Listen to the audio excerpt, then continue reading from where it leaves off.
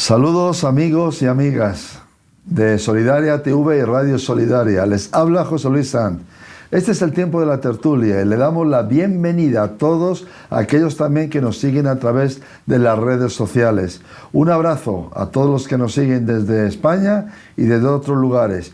Y como siempre hoy traemos un tema para aprender cosas nuevas, refrescar aquello que sabemos y sobre todo un pequeño, entre comillas, desafío para progresar, cambiar y andar en los caminos del Señor de una forma nueva y distinta.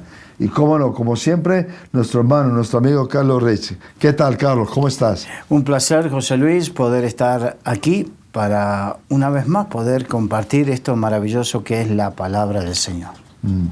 La mejor palabra que hay en el mundo. Por algo la Biblia es el bestseller.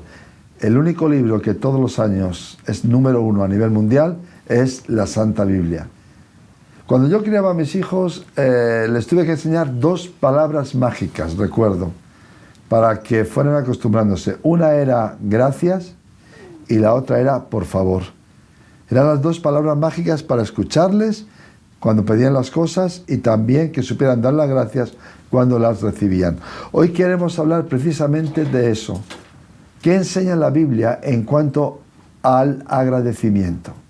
¿Ustedes piensan que la sociedad actual es agradecida?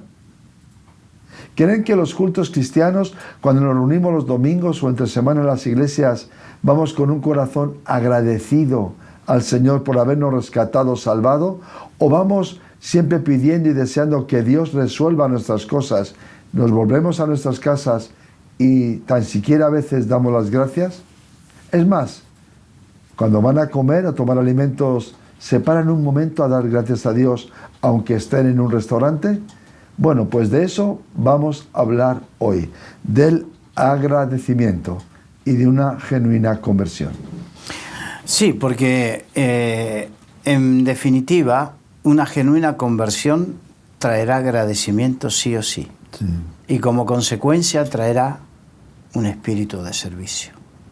Ahora vamos al tema. Lucas capítulo 7, versículos 36 al 50. Por favor, si puedes leerlo. Uno de los fariseos rogó a Jesús que comiese con él, y habiendo entrado en casa del fariseo se sentó a la mesa. Entonces una mujer de la ciudad, que era pecadora, al saber que Jesús estaba a la mesa en casa del fariseo, trajo un frasco de alabastro con perfume. Y estando detrás de él a sus pies, llorando, comenzó a regar con lágrimas sus pies y los enjugaba con sus cabellos y besaba sus pies y los ungía con el perfume. Cuando vio esto el fariseo que le había convidado, dijo para sí: Este, si fuera profeta, conocería quién y qué clase de mujer es la que le toca, que es pecadora. Entonces Jesús respondiendo le dijo: Simón, una cosa tengo que decirte. Y él dijo: Di. Maestro, un acreedor tenía 2 deudores. El uno le debía 500 denarios y el otro 50. Y no teniendo ellos con qué pagar, perdonó a ambos. Di pues, ¿cuál de ellos le amará más? Respondiendo Simón dijo: Pienso que aquel a quien perdonó más. Y él le dijo: Rectamente has juzgado. Y vuelto a la mujer, dijo a Simón: ¿Ves esta mujer? Entré en tu casa y no me diste agua para mis pies, mas ésta ha regado mis pies con sus lágrimas y los ha enjugado con sus cabellos. No me diste beso, mas ésta desde que entré no ha cesado de besar mis pies. No ungiste mi cabeza con aceite, mas ésta ha ungido con perfume mis pies. Por lo cual te digo que sus muchos pecados le son perdonados, porque amó mucho. Mas aquel a quien se le perdona poco, poco ama. Y a ella le dijo: tus pecados te son perdonados. Y los que estaban juntamente sentados a la mesa comenzaron a decir entre sí: ¿quién es este que también perdona pecados? Pero él dijo a la mujer: tu fe te ha salvado, ve en paz.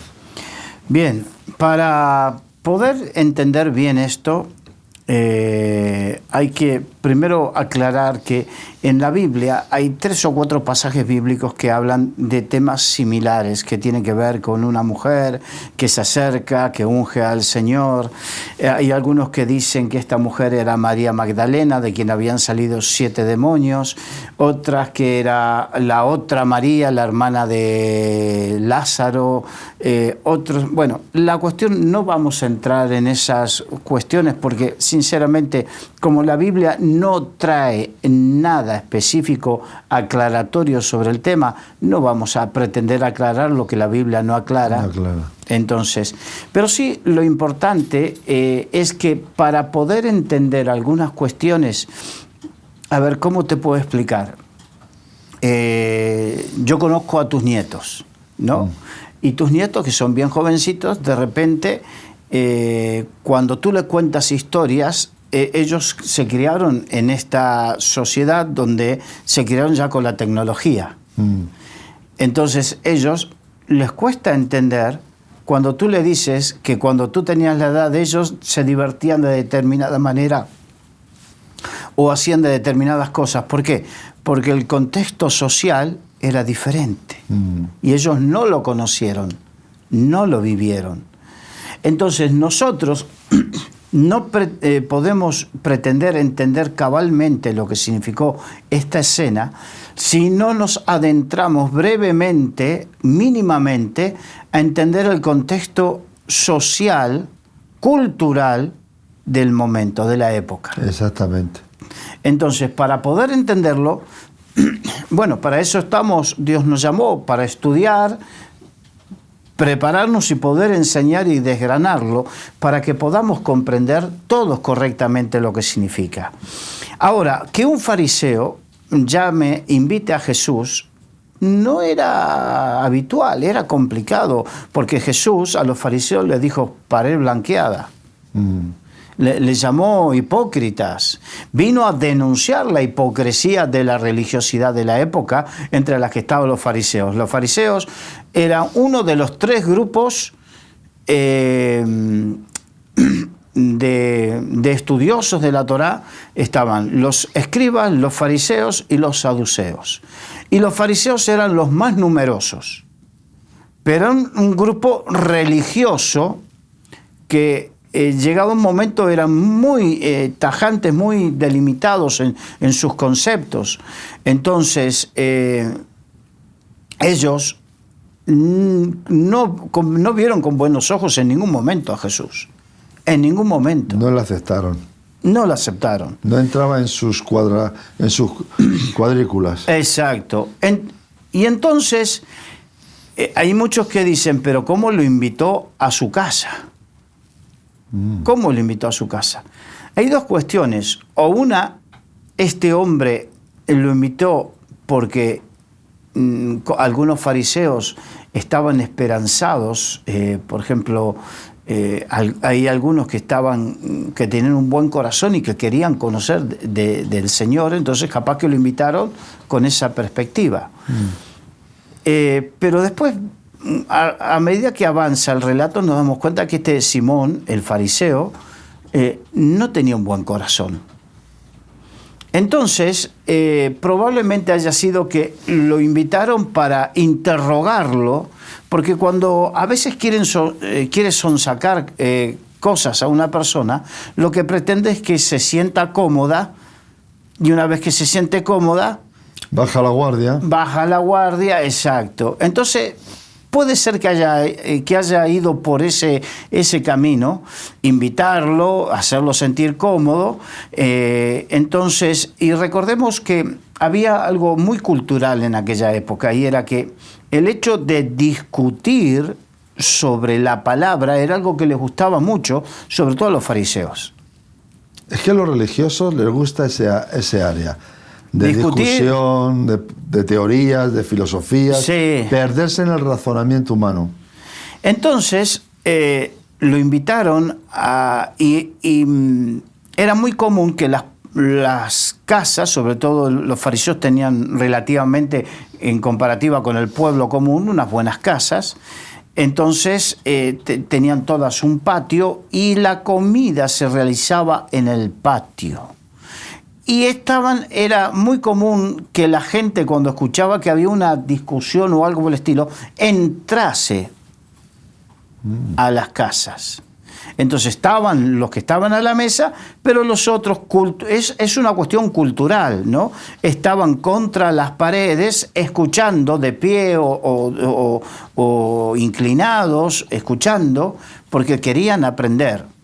Entonces, cuando el Señor lo invitaron a comer, entró en la casa y se sentó a la mesa. Ahora, no piensen que eso de que se sentó a la mesa es algo como lo que hacemos nosotros cuando vamos a comer, que nos sentamos a la mesa. De hecho, todavía los usos y costumbres de muchos pueblos de Oriente Medio es que se sientan alrededor de una mesilla baja, pero se sientan sobre cojines, y la forma es recostarse sobre el brazo izquierdo y extender los pies de lado hacia la derecha, hacia atrás. Recordemos eso. Sobre el lado izquierdo, por una cuestión cultural. Hay otro tema que tiene que ver con eso, que tiene que ver con la higiene, pero no vamos a entrar en los detalles, ¿no? Entonces, no pensemos que es una mesa. Por ejemplo, el pintor de la Última Cena, el famoso cuadro de la Última Cena, pintó a Jesucristo con los discípulos en una mesa sentados. Sí. Y eso es un error de concepto, porque en aquella época, en esa cultura, no se utilizaban las mesas para comer como lo conocemos hoy y lo hacemos hoy. Entonces estaban sentados sobre cojines, recostados siempre sobre el lado izquierdo, y había un grupo reducido de personas y el resto estaba, como dije, sobre las paredes de la casa escuchando. Entonces, estaba sentado a la mesa comiendo mientras hablaban y discutían. En ese momento entró una mujer de la ciudad que era pecadora. La ciudad era la ciudad de Capernaum, que era durante mucho tiempo fue el centro ministerial de Jesucristo. No era una ciudad muy grande. Entonces, la gente se conocía. Por lo tanto, sabían quién era esta mujer. ¿Quién era cada uno? ¿Quién era cada uno, no? En los pueblos grandes saben quién es quién. Exacto. Y entonces, esta mujer dicen que era pecadora. Cuando dicen que era pecadora, se estima que podría estar ejerciendo la prostitución, aunque la palabra original también abarca otros pecados, como una persona lianta, mentirosa o lo que sea.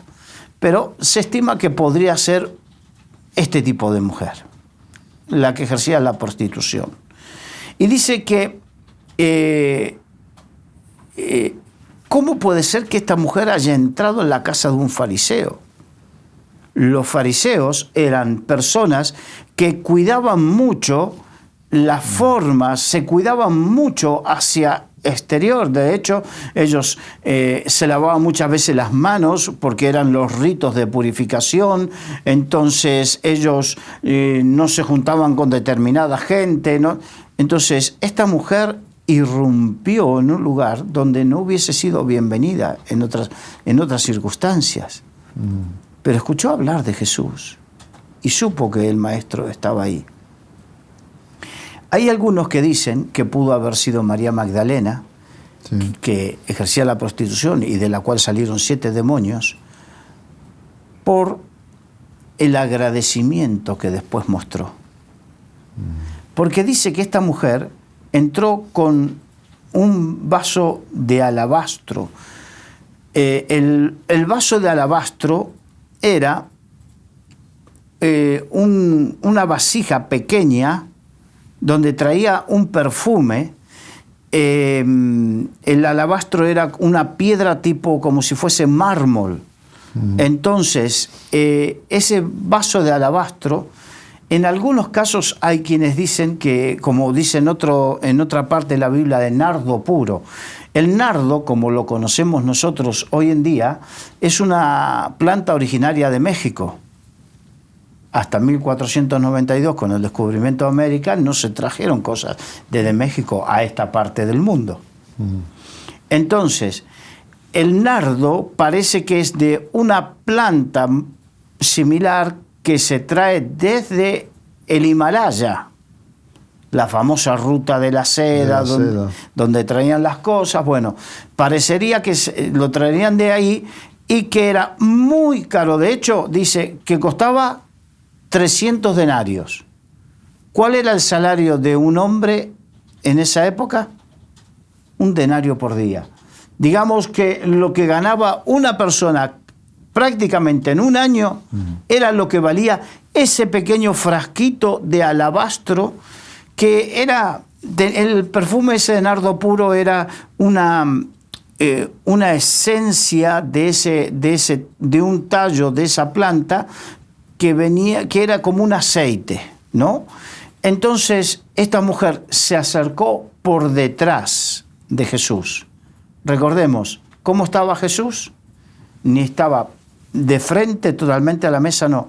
Estaba de lado, sobre su lado izquierdo, y sus pies hacia atrás. Por lo tanto, sus pies le quedaban, era lo primero que le quedaba hacia atrás a Jesús. Y esta mujer, acercándose por detrás, dice que trajo un frasco de alabastro con perfume y estando detrás de él a sus pies, llorando, comenzó a regar con lágrimas sus pies y los enjugaba con sus cabellos y besaba sus pies y los ungía con el perfume. En otro pasaje dice que quebró el vaso de alabastro, quebró y dio todo lo que tenía. Hay muchos que dicen, cuando digo muchos que dicen es porque me preocupé en estudiar, en ver qué dicen los estudiosos, arqueólogos, historiadores. Hay algunos que dicen que el perfume era el que usaba esta mujer en su oficio, la prostitución, con el cual parece que sacaban una pequeña varita que tenía por dentro con un poco de esa esencia y la pasaba sobre el lecho donde ejercía su oficio. Entonces, esta mujer dio todo lo que tenía por amor al Señor. Y lo que hizo fue llorar de agradecimiento por lo que el Señor había hecho en su vida. Una mujer, entendamos el contexto social, una mujer no entraba en conversaciones de hombres en esa época. Es más, en muchos casos, cuando se reunían hombres así a discutir, esas mujeres no se sentaban a la mesa, no comían juntos. Sin embargo, esta mujer entró y fue a adorar al Señor. Y aquí ocurre algo muy extraordinario, que poco a poco lo iremos viendo. Esta mujer, entendamos, las mujeres llevaban velo cubriendo, porque una de las partes más sensuales de la mujer, ¿cuál es? Es el cabello y todo el cabello. Entonces las mujeres siempre se cubrían e iban cubiertas sus cabellos. Y lo llevaban atado. Aquí, para poder hacer de enjugar sus cabellos, se tuvo que quitar el velo y desatarse el cabello para precisamente poder hacer eso. Imagínate esto, qué escándalo fue para Simón el fariseo. En su casa. En su propia casa, delante de él. Exacto. Y de sus invitados, porque cuidaban mucho la imagen hacia la sociedad. Entonces, qué menudo escándalo para este hombre. Porque el versículo 39 dice, cuando vio esto el fariseo que le había convidado, dijo para sí, o sea, en sus pensamientos, porque somos proclives a juzgar en nuestros pensamientos. Hay gente que juzga, somos proclives a juzgar Y cuando juzgamos y solemos hacerlo incorrectamente porque no vemos lo que ve el Señor ve el corazón, nosotros vemos las apariencias y precisamente los fariseos se guiaban mucho por eso. Por las apariencias. Por las apariencias. Que Jesús se quejó de ellos, dice, vais por las esquinas para que os vean el ayuno, las oraciones. Las apariencias. Aparentáis. Entonces, respondiendo Jesús le dijo, es que a Jesús no se le escapaba nada. Él sabía. Era hombre y era Dios. El tema es que él sabía, por eso al Señor no le pilla de sorpresa tal como somos lo que pasa por nuestra mente y nuestro corazón. No es algo que lo sorprenda. La palabra dice, antes de que la palabra salga por tu boca, Dios ya la conoce.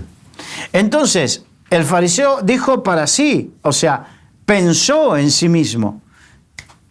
Y el Señor lo discernió y dijo, entonces respondiendo Jesús le dijo, Simón, una cosa tengo que decirte.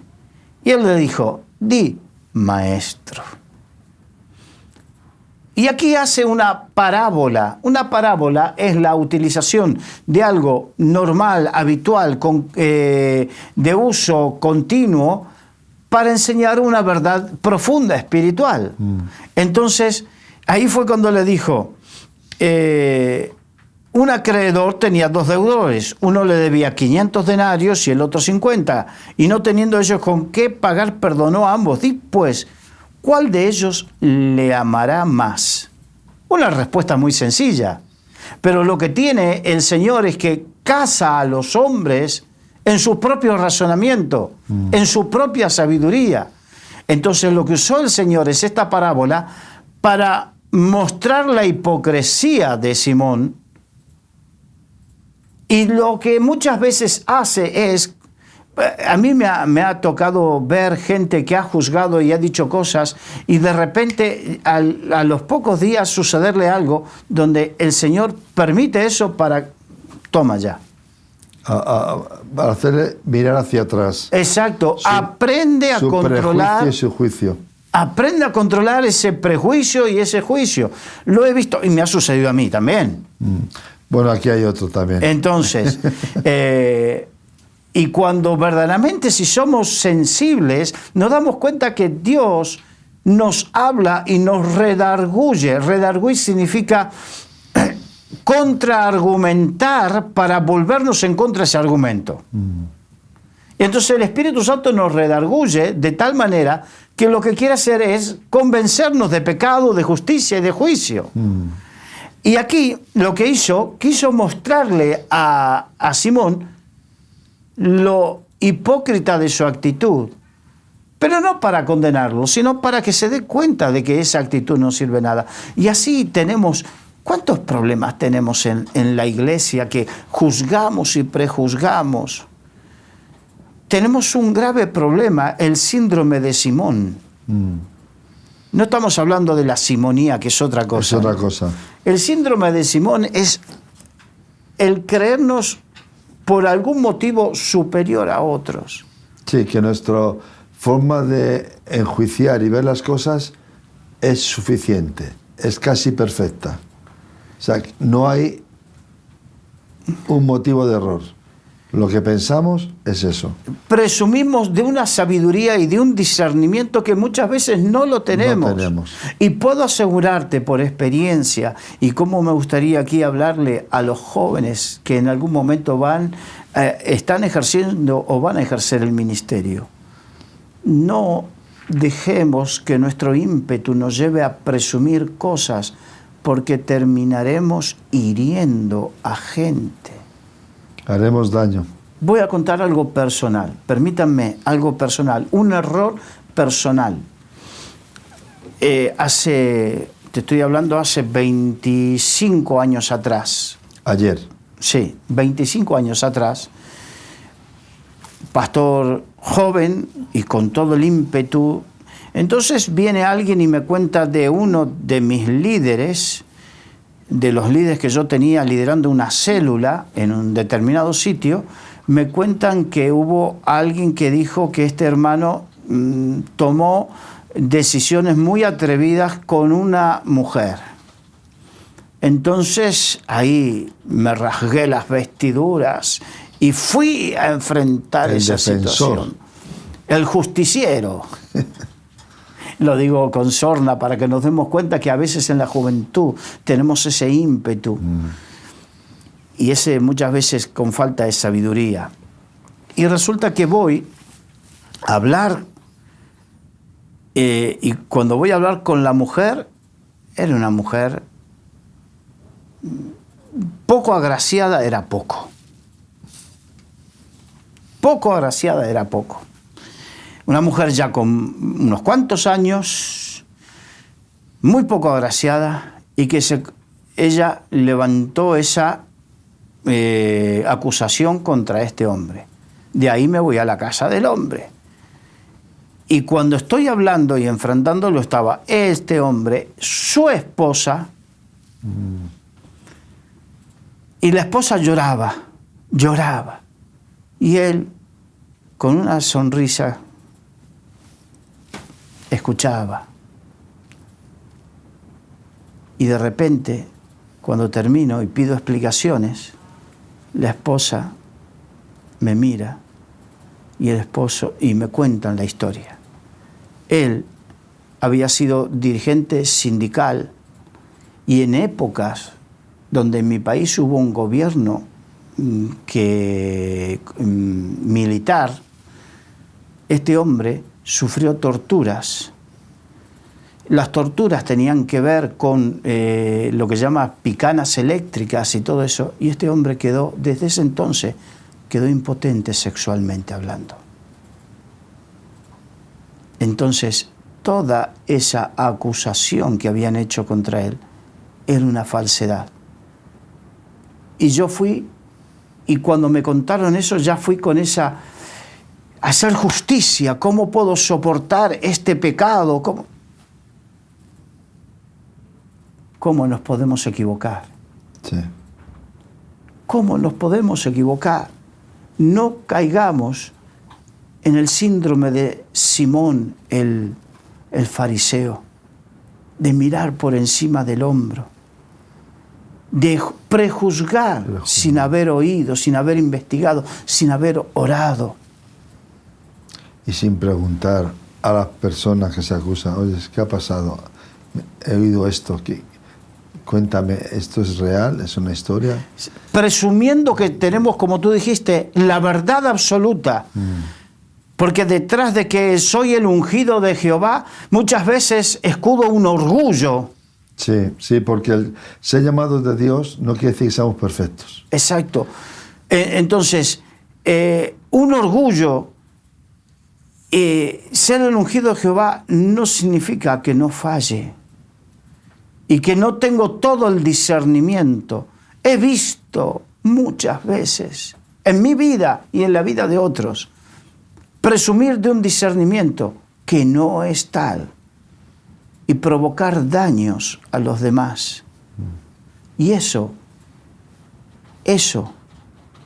Dios no lo pasa por alto.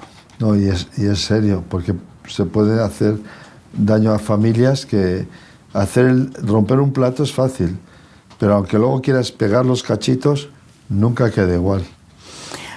Ahora tenemos que Dios casó en su sabiduría a este hombre, a Simón el fariseo. Y este hombre dijo, obviamente, aquel que se le perdonó mucho, este ama mucho. Ahora el problema es que, ¿qué concepto tenemos de cuánto se nos perdonó? Yo quiero decirte, por nombrarte, Hitler y yo, y tú, teníamos el mismo nivel de condenación. Sí. No es que hay un pecadómetro, un medidor de intensidad de pecados por el cual unos van a sufrir menos o cuando vayas al infierno te van a decir, tú solamente una mentirijilla blanca, a ti te vamos a castigar poco. Y a ti, oh gran pecador, te vamos a dar caña a diestra y siniestra. No dice eso la Biblia. Eso viene del catolicismo, de la religión. de que el hombre se hace poseedor, como Dios, de calibrar la medida del pecado. Ahora, tenemos que tener en cuenta que, porque hay algunos que piensan que o porque se nació en un hogar cristiano o lo que sea, tenemos que tener en cuenta que por el solo hecho de ser un ser humano ya teníamos una condenación porque arrastramos el pecado desde Caín, desde Adán hasta la fecha, arrastramos esa condición pecaminosa. Entonces, no es que la iglesia o tal predicador te condena, porque nadie tiene poder para condenar ni para perdonar pecados, solamente el Señor. A lo que nos condenaba a todos, a ti, a mí, lo que nos condenaba era nuestro pecado, nuestra separación de Dios. Nuestros hechos y nuestras palabras. Exacto. Entonces, independientemente si asesinaste a millones o te robaste un céntimo, la condenación es igual. Entonces, no entiendo cómo, quizás por esa condición que tú nombrabas que viene de la religiosidad, que hablaba de pecados mayores o pecados menores. Mortales o veniales, los llamaban. Entonces, capaz que por eso no nos damos cuenta y pensamos que nos fue perdonado poco y a otros le fue perdonado mucho. E incluso en la España nuestra, cuando hablas de Jesús y del arrepentimiento, hay personas que dicen, no, yo soy bueno, yo no robo, yo no mato, no hago mal a nadie. Se autojustifican. Lamentablemente que bajo ese pensamiento quiero decirte que bíblicamente estabas condenado al infierno igual que Hitler, por nombrarte quizás la persona a la cual todo el mundo estaríamos de acuerdo en que fue uno de los mayores genocidas de la historia. Hitler, Stalin, Pol Pot, qué sé yo, por nombrarte los malos malísimos de la historia. Sí, Lenin y compañía. Entonces, ¿qué podemos ver?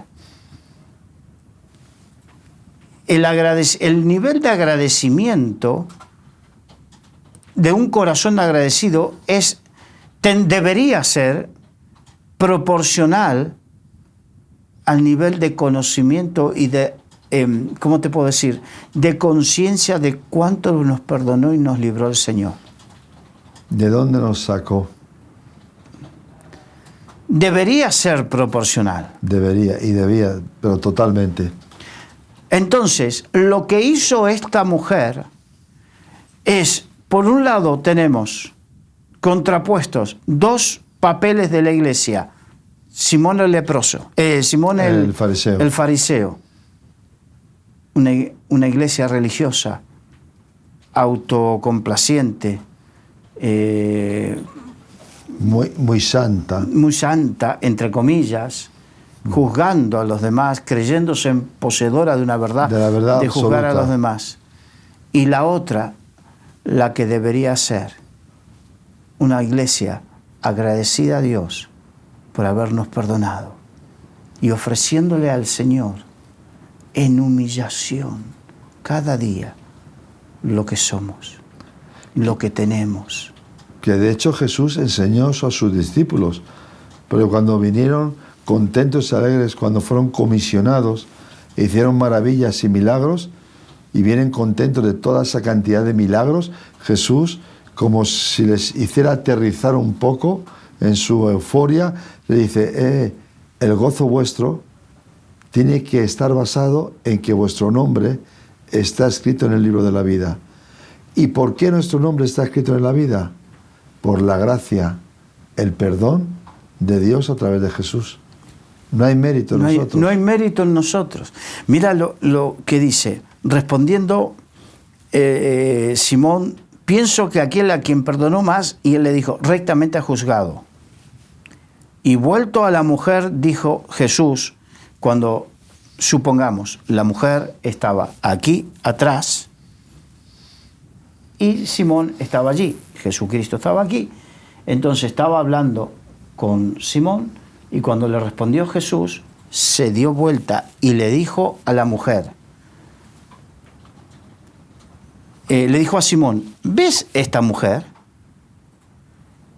Yo entré en tu casa. Aquí empieza a hablar de una serie de protocolos que tenían la costumbre en aquella época. Por eso hablábamos de usos y costumbres y sociales, una serie de protocolos que uno tenía con su invitado, como por ejemplo cuando yo voy a tu casa y tú me abres la puerta, adelante Carlos, los abrigos por favor, el protocolo, hacerlos pasar. Sentaros, ¿quieres tomar algo? Exacto, unos protocolos que estaban instituidos en la sociedad en aquella época. Y Jesús le comienza a decir, entré en tu casa y no me diste agua para mis pies. Era el protocolo de cuando venía alguien, antes se usaban todos sandalias, las calles eran polvorientas, no había asfalto, a lo sumo había piedra en algunos sitios, pero las calles eran polvorientas, entonces algo de protocolo era limpiarle los pies, ofrecerle agua y una toalla para los pies, era un paño cualquiera para los pies. No me diste agua para mis pies, mas esta ha regado con sus lágrimas y los ha enjugado con sus cabellos. Comenzó a hacer una comparativa y le estaba diciendo, tú, Simón, fariseo, hombre conocedor de los usos y costumbres y las leyes, que muchas cuestiones sanitarias, higiénicas estaban en la ley mosaica, no hiciste nada de eso. No me honraste de esa manera. Y esta mujer no para de hacerlo. ¿Y tú la juzgas a ella? No me diste beso. Cuando entré, se le daba un beso en forma de amistad y bienvenida. Mas esta, desde que entré, no ha cesado de besar mis pies. No ungiste mi cabeza con aceite. El aceite, cuando nosotros en nuestras casas abrimos una botella de aceite virgen extra de oliva, perfuma toda la casa, ¿sí o no? Entonces se ungía una persona con aceite, que era la base de todos los perfumes de la época, para los olores, para refrescar. Y dice, no ungiste mi cabeza con aceite, mas esta ha ungido con perfume mis pies. Por lo cual te digo que muchos pecados les son perdonados porque amó mucho. Mas aquel a quien se le perdona poco, poco ama. Ahora, ¿quién dictamina que se le perdonó mucho o se le perdonó poco, teniendo en cuenta que no hay ese pecadómetro, medidor de pecados o de intensidad? Lo dictamina lo que nosotros consideramos. La actitud del corazón. La actitud del corazón. Reconozco que aunque yo no maté, no me drogué, no robé, no soy mejor que nadie. Y sin embargo Dios ha tenido misericordia. Porque igualmente tenía un destino de condenación. Tenía un destino de perdición. Igual que otro. Igual que otro. Sin embargo Dios me amó. Con amor eterno me ha amado. Por eso prolongó sobre mí su misericordia. Y nos amó sin motivo. Sin motivo. Y si no tenía obligación tampoco de amarnos. Entonces, ¿cómo no he de amarle? ¿Cómo no he de amarle? Si no es que nosotros lo amamos a Él porque somos buenos. Lo amamos porque el amor es como un espejo. Entonces Él nos amó tanto que reflejamos su amor. Lo amamos como correspondencia a ese amor que nos dio. Que eso dice Juan, en esto consiste el amor, no en que nosotros hayamos amado a Dios, sino en que Dios nos amó primero a nosotros. Y nos amó y nos perdonó. Y a ella, a la mujer, le dijo, tus pecados te son perdonados. Y los que estaban juntamente sentados a la mesa comenzaron a decir entre ellos, ¿quién es este que también perdona pecados? Seguían juzgando. Seguían juzgando. Pero él dijo a la mujer, tu fe te ha salvado, ve en paz. La fe se demuestra con actitudes. Esta mujer tuvo una actitud de fe, y esa fe no hizo ninguna confesión, no hizo nada, simplemente se humilló delante de Dios, porque lo que hizo era reconocerle al Señor. Y ofrecer lo que mejor tenía. Lo que mejor tenía. En agradecimiento. Nada cuestiones teológicas. Este Simón, el fariseo, tenía un conocimiento teológico infinitamente superior al de esta mujer, pero no hizo nada. Pero el corazón no tenía el corazón. No de la tenía mujer. el corazón. Esta mujer... Y Dios mira el corazón. Exacto. Dios mira el corazón. Dios mira el corazón. Salmo 51, 16, 17. Porque no quieres sacrificio, que yo lo daría. No quieres holocausto. Los sacrificios de Dios son el espíritu quebrantado. Al corazón contrito y humillado no despreciarás tú, oh Dios. Era lo que tenía esta mujer. Necesitamos vivir con un corazón contrito y humillado delante de Dios. Dios eso no lo menosprecia. El contraste, ¿cuál fue la actitud de Jesús con el fariseo? Lo avergonzó. No nos convirtamos en religiosos que terminemos siendo avergonzados por el Señor. Que siempre tengamos la actitud de esta mujer. Un corazón contrito y humillado delante de Dios. Y delante de Dios significa delante del prójimo. Porque hay algunos que pueden decir, es que yo me humillo delante de Dios. Sí, pero ¿y delante del prójimo? ¿Cómo es con tu prójimo? Porque en él también habita el Señor. No somos mejores ni mayores que otros. Esta historia nos muestra un gran contraste entre estas dos personas. Simón no era consciente de su necesidad de un Salvador y por eso no recibió perdón. Y no era agradecido, ¿no? No era agradecido, no sintió amor. El egoísmo estaba en su... No pensaba tener centro. ninguna deuda y se consideró una buena persona ante los ojos de Dios, como muchas veces nos consideramos buenos cristianos. La cuestión es qué piensa verdaderamente Dios de nosotros. Sí. La mujer solamente tuvo conciencia de su necesidad, de sus pecados y su necesidad de Dios. Y por eso recibió el perdón y sintió el amor de Dios. Un corazón agradecido. Fíjate lo que le pasó a Pablo en 1 Timoteo 1:15. Palabra fiel y digna de ser recibida por todos, que Cristo Jesús vino al mundo para salvar a los pecadores, de los cuales yo soy el primero. El gran teólogo Pablo entendió que él era el primero de los pecadores. Entendió su condición de pecador. El gran teólogo. Pero fíjate lo que dice. Esa aclaración de Pablo dice, tiene que ser recibida por todos. Sí. O sea, nos aconseja que la recibamos también nosotros. Efesios 2, 8, 9. Porque por gracia sois salvos por medio de la fe. Y esto no de vosotros, pues es don de Dios, no por obras, para que nadie se gloríe. Ninguna de nuestras obras, nada. Las obras vienen como consecuencia de una fe genuina, verdadera, no al revés. Primera Juan, bueno, ya lo nombraste, que cuando dice que nosotros le amamos a Él porque Él nos amó primero.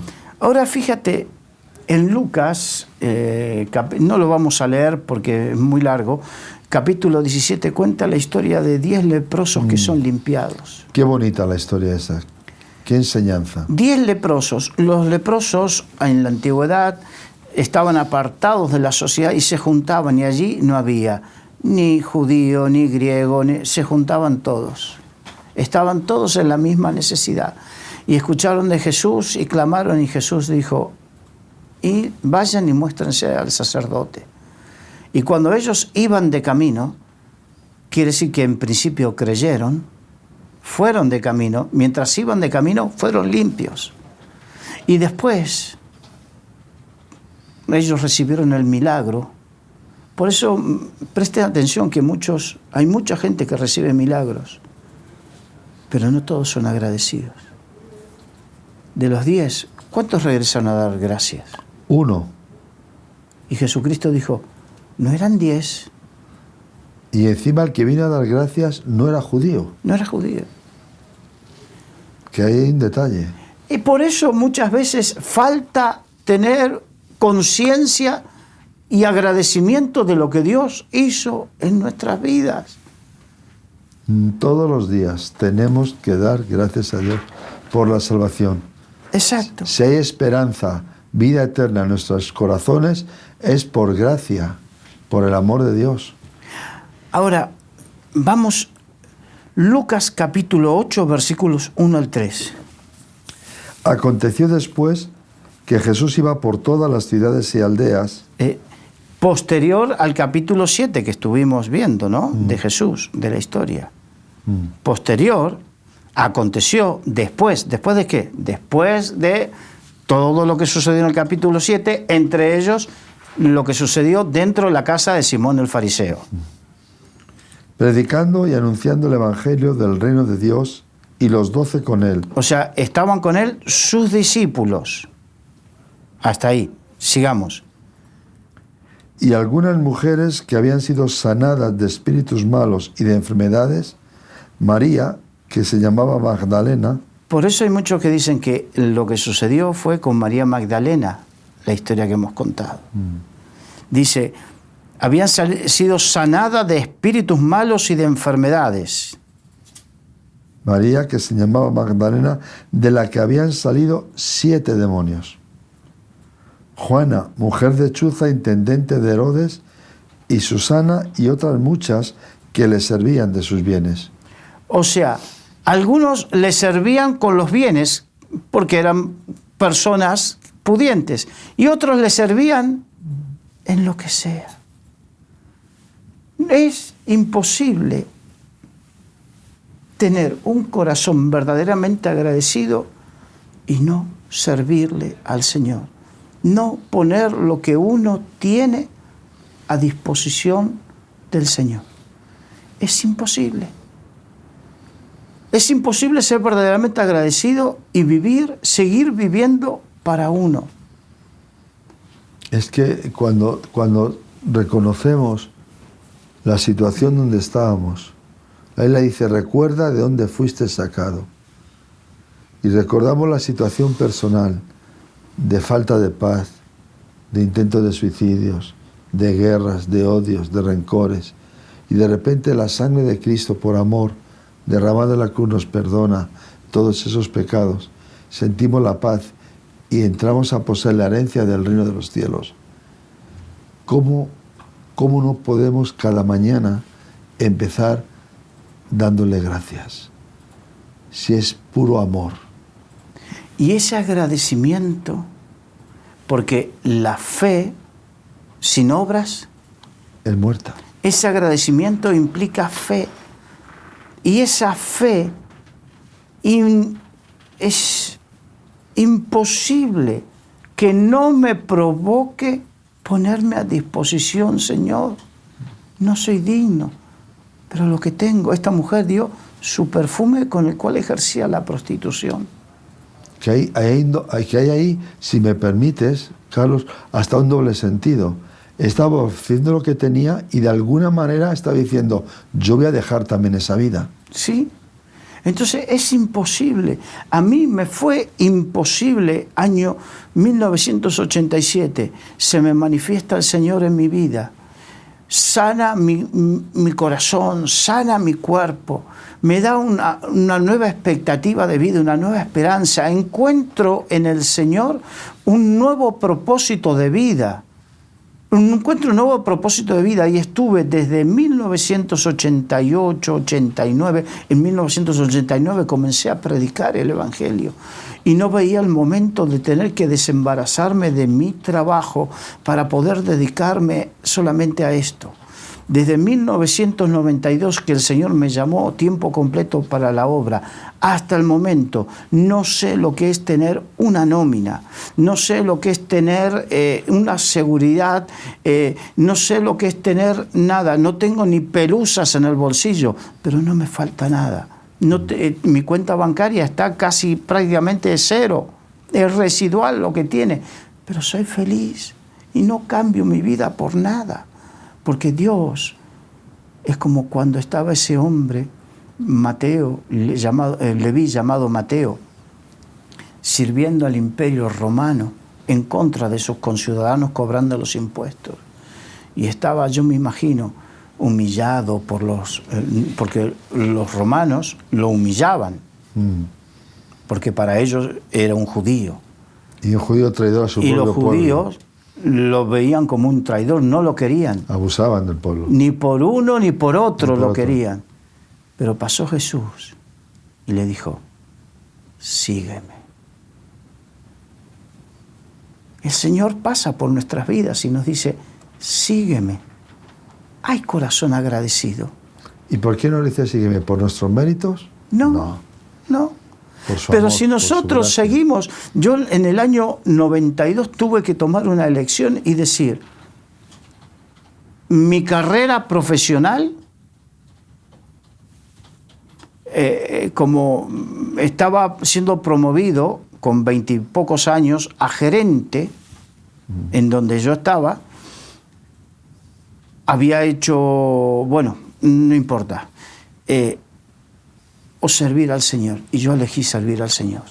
Nadie lo entendió. Cuando con mi hermano, después de tener problemas y en el mundo y todo esto, conocimos al Señor, una vez en mi casa, una discusión, porque en casa siempre hay discusiones, lamentablemente, una discusión entre mi madre, que había orado por mi hermano y por mí durante mucho tiempo. Mi abuela le dijo a mi madre, tú los enterraste en vida a tus hijos en esa iglesia. Mi abuela pobre no sabía, y mi madre había orado por nosotros. Y si estamos vivos es por la gracia del Señor, escuchando la oración de mi madre. Y hoy, más de 30 años después de todo eso, sigo diciendo, es lo mejor que me pudo pasar en la vida. Servir al Señor. ¿Cuántos han desperdiciado la oportunidad de poner sus dones y sus talentos al servicio del Señor y están amargados, están atribulados? Quizás estás muy bien con tu cuenta económica, tu cuenta corriente muy abultada, pero la cuenta de tu alma está a cero.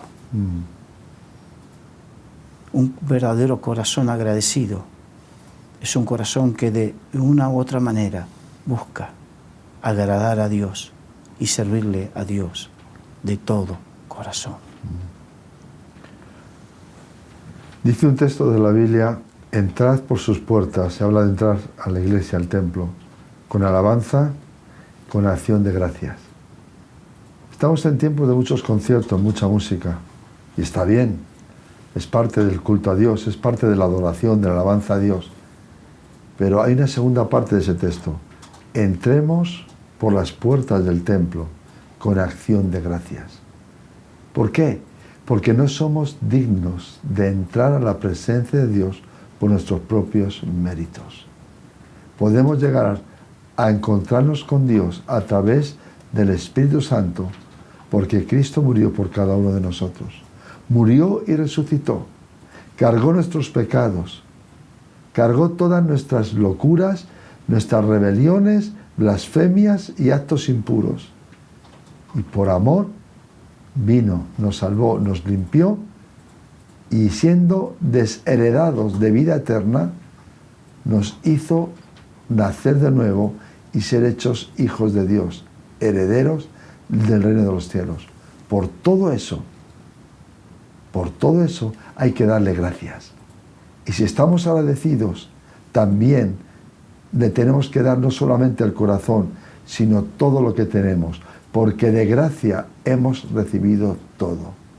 Y si recibimos de gracia, tenemos que dar de gracia. Nadie puede añadir a su estatura un codo, ni un día más de vida, si Dios no nos lo da. Así que, amigos, hermanos de Solidaria TV y Radio Solidaria, cojan este consejo que hoy nos ha venido a través de la enseñanza de la palabra por nuestro hermano Carlos Rich.